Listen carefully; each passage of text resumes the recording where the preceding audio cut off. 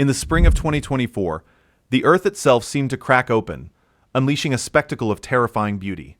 From the dark heart of an Indonesian volcano, a colossal plume of ash and gas blasted 12 miles into the stratosphere, and within this churning gray maelstrom, a storm of lightning raged.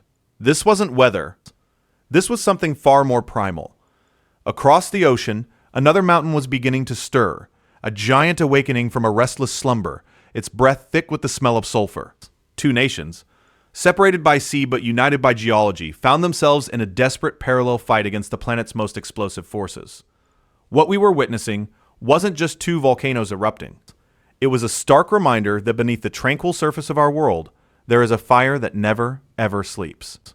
And the question that terrified volcanologists and millions of residents alike was not if the worst was coming, but how bad it was truly going to be. We are about to journey into the heart of these twin emergencies. But before we do, look at the power on your screen. This is reality, not special effects. What goes through your mind seeing this raw force? Let me know in the comments below. I read as many as I can. Now, a huge number of people who watch our documentaries, and we are so grateful for every one of you, end up enjoying the entire journey but forget to hit subscribe. We have a shockingly low subscription rate. And honestly, we need your help to change that. Subscribing is the single most important way to ensure we can keep making these deep dives. It's free. It takes 1 second, and it tells the platform that this kind of detailed storytelling matters. If you feel this story needs to be told, please take a moment to subscribe now. It's an emergency for our channel's survival. And your support is our lifeline. Let's begin. Our story begins on a small island in North Sulawesi, Indonesia. The island itself is little more than the peak of a partially submerged mountain, a 725-meter-tall stratovolcano named Mount Ruang. For the people living on Ruang and the larger neighboring island of Tagulandang, the volcano was a permanent, often beautiful fixture of their landscape. But in mid-April 2024, the beauty gave way to menace. On April 16th, the mountain began to shudder. A series of explosive eruptions started spewing ash and rock into the air. Indonesia's Center for Volcanology and Geological Hazard Mitigation, the PVMBG, immediately raised the alert to its highest possible level, Level 4, or AWAS, which simply means beware. They knew what this volcano was capable of.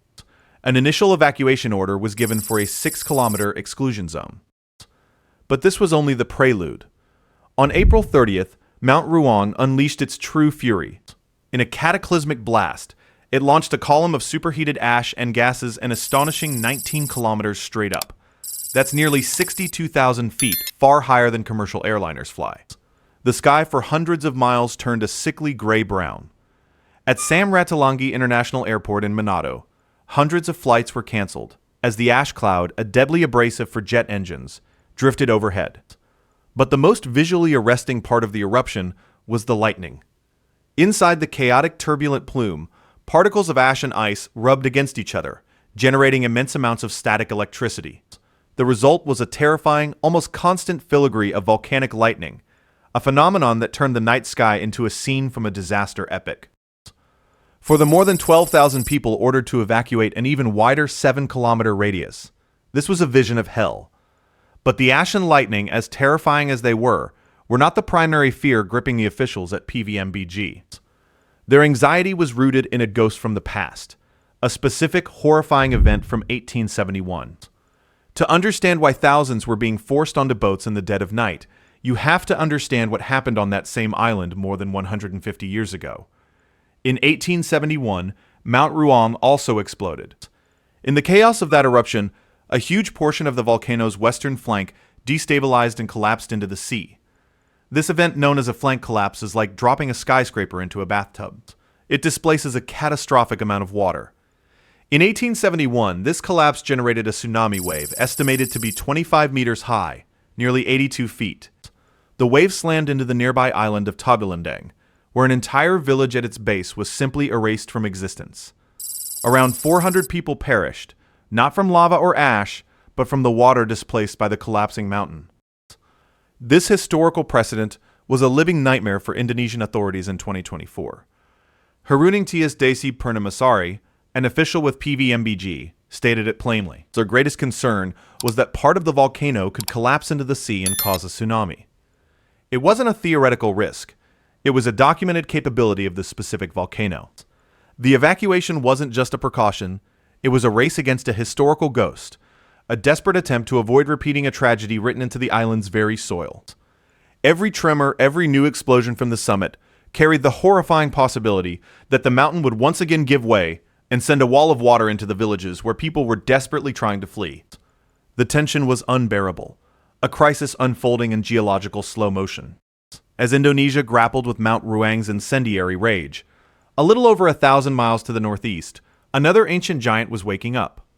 On Negros Island, the fourth largest in the Philippines, stands the majestic Mount Kanlaon. At over 2,400 meters, it is the highest peak in the central Philippines, and when dormant, a paradise for mountaineers, its slopes covered in diverse forests surrounding a stunning crater lake. It embodies a stark duality that defines life on the Ring of Fire, breathtaking beauty that masks a capacity for sudden, violent destruction. On the evening of June 3, 2024, at exactly 6:51 p.m. local time, that destructive power was unleashed.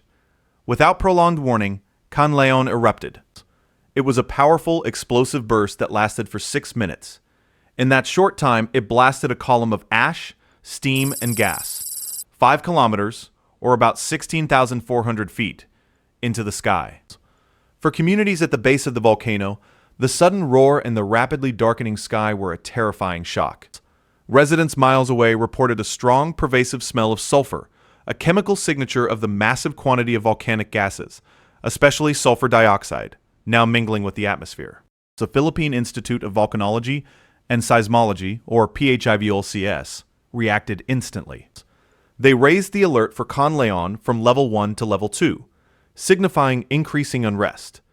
While not the highest level like Ruang's, it was a clear signal that the situation was now dangerous and unpredictable.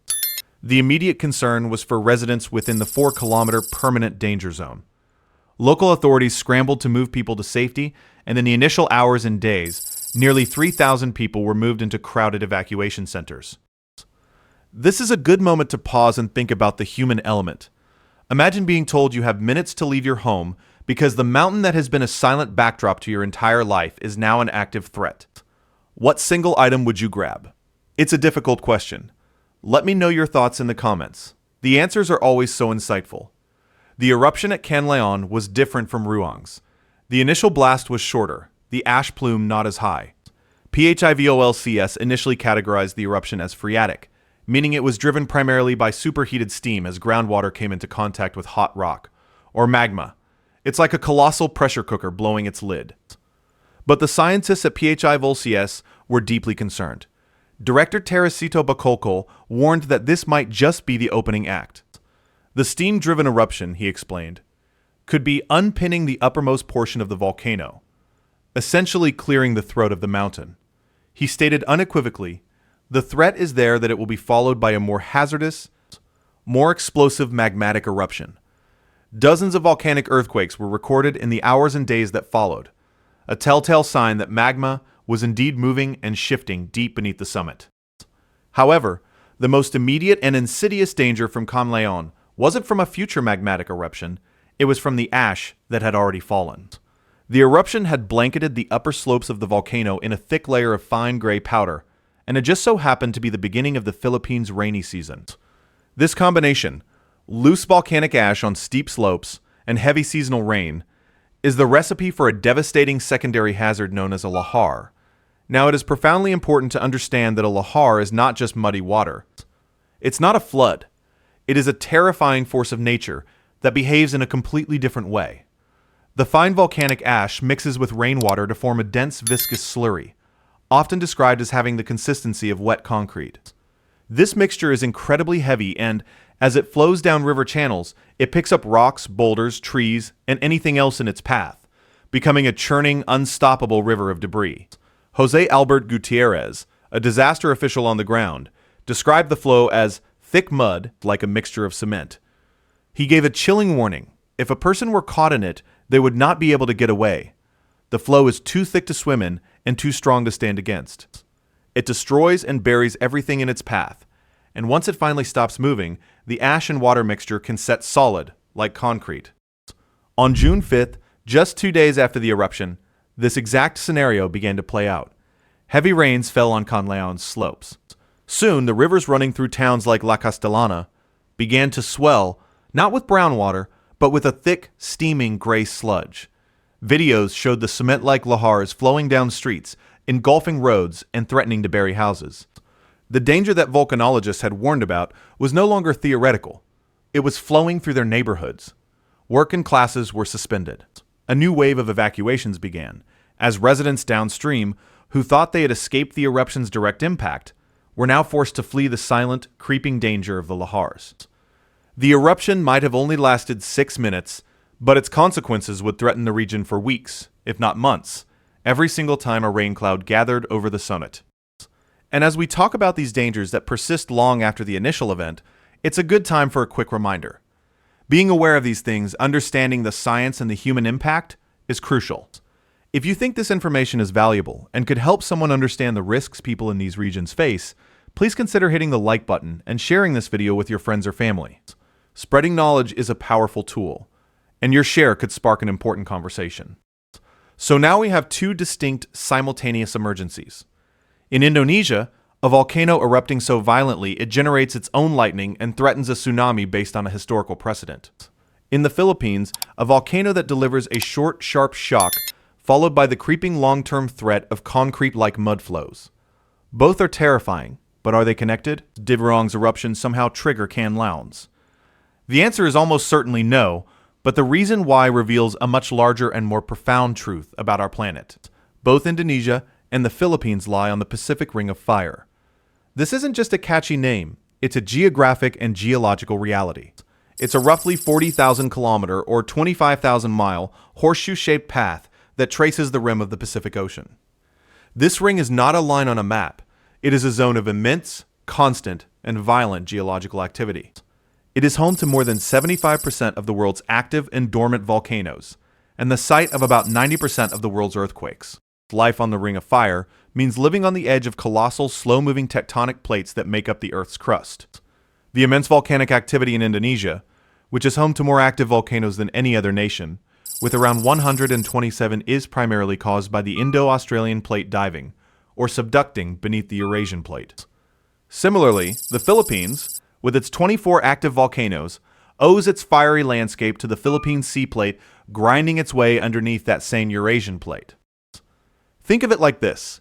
Imagine 2 massive conveyor belts meeting, with one forced to slide beneath the other. The friction, the pressure, and the immense heat generated as the subducting plate dives into the Earth's mantle causes rock to melt, forming vast chambers of magma. This magma is less dense than the surrounding rock, so it seeks to rise, forcing its way up through cracks and weaknesses in the crust, eventually feeding the volcanoes on the surface. So, Ruang and Kanlaon are not directly linked in a chain reaction. They are more like 2 separate pressure cookers sitting on the same giant, unevenly heated stovetop, the regional tectonic stress field. While they both respond to the same overarching geological forces, the specific timing of their eruptions is a coincidence. A dramatic confluence that highlights the relentlessly active nature of this part of the world. It's not an escalation in the sense of a domino effect, but rather a chilling demonstration of business as usual for one of the most geologically volatile zones on Earth.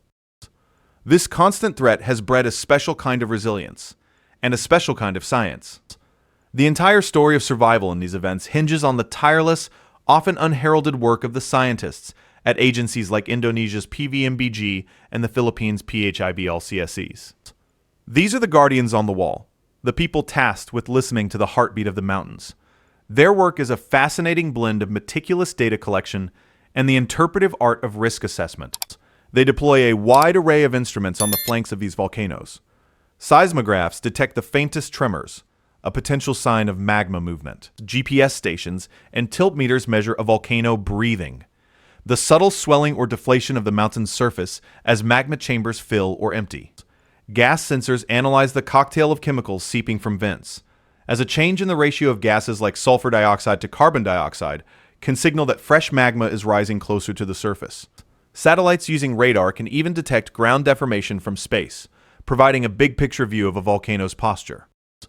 All this data streams into monitoring stations 24 hours a day. But data alone doesn't save lives.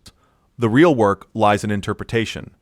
The scientists must distinguish the background noise of a living volcano from a true signal of impending eruption. This is where history becomes so critical. They compare current data streams to the patterns recorded before previous eruptions. They look at the volcano's specific history, like Ruang's 1871 flank collapse, or Kanlaon's habit of small steam-driven phreatic blasts. Kanlaon's 1996 eruption, for instance, which caught 3 hikers by surprise and killed them, was also a phreatic event. It served as a tragic lesson that even minor steam-driven eruptions can be lethal if you are in the wrong place at the wrong time, and it informs the strict access policies PHIVOLCS maintains today. From this synthesis of real-time data and historical knowledge, the alert level systems are born. These multi-tiered systems, used in volcanic regions around the world, are designed to translate complex scientific data into simple, actionable warnings for the public and government officials.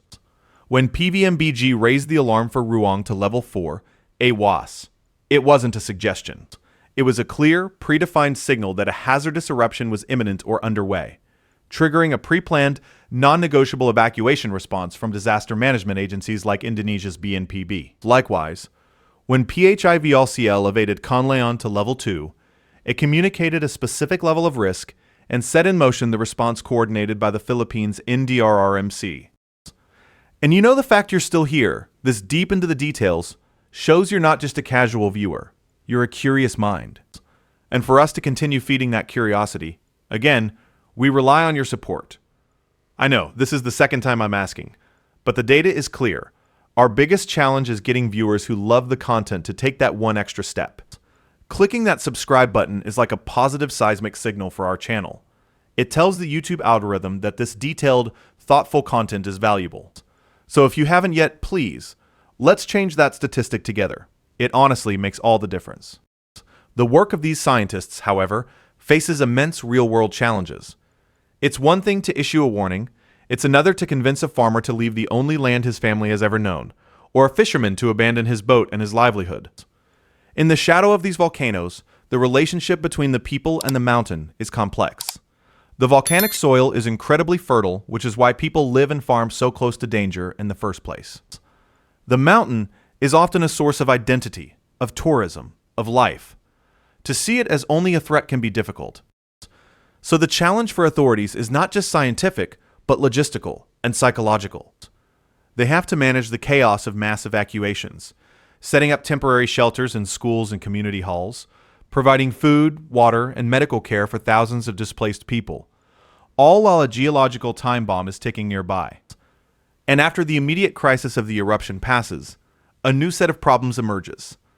Ashfall can smother crops, contaminate water sources, and collapse roofs. Lahars can wash away bridges and roads, isolating communities for months. The economic toll can be staggering, setting back local economies for years. In the case of Mount Ruang, the danger eventually subsided. After weeks of intense activity, the volcano began to quiet down. On May 22, 2024, PVMBG, after carefully analyzing the declining seismicity and gas emissions, made the decision to lower the alert level from IV back down to 3, or CAJA, standby. The exclusion zone was reduced from 7 kilometers to 5. It was a moment of profound relief, but not an all clear. Level 3 still indicates the potential for danger, and the memory of the violent eruptions will linger for a generation. For Kanlaon, the story is still very much ongoing. While the immediate eruptive phase is over, Alert Level 2 remains in effect. The magma that enacted the system is still there, beneath the surface. And with every tropical downpour, the threat of more lahars, those devastating rivers of concrete, becomes a terrifying reality for the communities downstream. The cleanup and recovery will be a long, arduous process, punctuated by the constant need to watch the skies, not just for ash, but for rain. These twin emergencies, unfolding in parallel across South